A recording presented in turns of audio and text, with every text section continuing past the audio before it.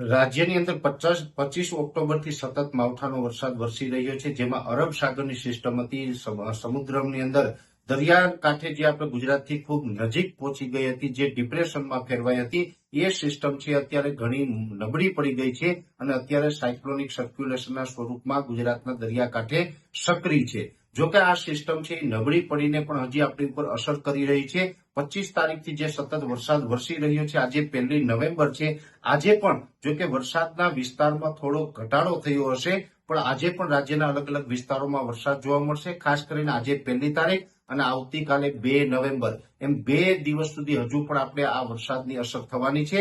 જેમાં ખાસ કરીને હવે જે 2 દિવસ સુધી જે વરસાદ પડવાનો છે તેમાં વિસ્તારમાં ઘટાડો થશે, છતાં પણ હજી જે પશ્ચિમ સૌરાષ્ટ્રના વિસ્તારો છે, જેમાં પોરબંદર, દ્વારકા, જામનગર, એ સાથે રાજકોટના અમુક વિસ્તારો અને મોરબી જિલ્લાના અમુક વિસ્તારોમાં હજુ 2 દિવસ સુધી તીવ્રતા સાથે વરસાદ, એટલે કે 1 થી લઈ અને 2 ઇંચ સુધીનો વરસાદ વરસી શકે છે.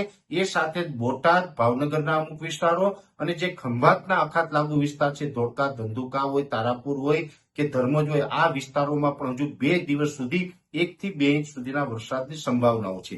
બાકીના જે વિસ્તારો છે એમાં મોટા ભાગના વિસ્તારોમાં આમ તો હવે વરસાદની તીવ્રતામાં ઘટાડો થશે, વિસ્તારોમાં પણ ઘટાડો થશે, છતાં પણ હજી છૂટાછવાયા સામાન્યથી મધ્યમ વરસાદો છે તમામ વિસ્તારોની અંદર ચાલુ રહેશે.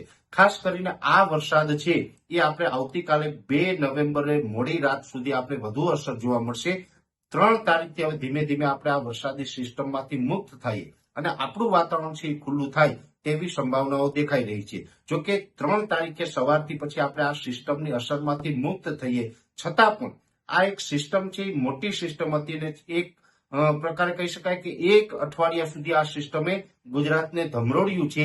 એટલે એનો 850 એચપીએ લેવલે અમુક ભેજ છે એ રહી ગયેલો હોય, જેથી કરીને 3 અને 4 નવેમ્બરે પણ રાજ્યમાં છૂટાછવાયા ઝાપટા વરસી શકે છે.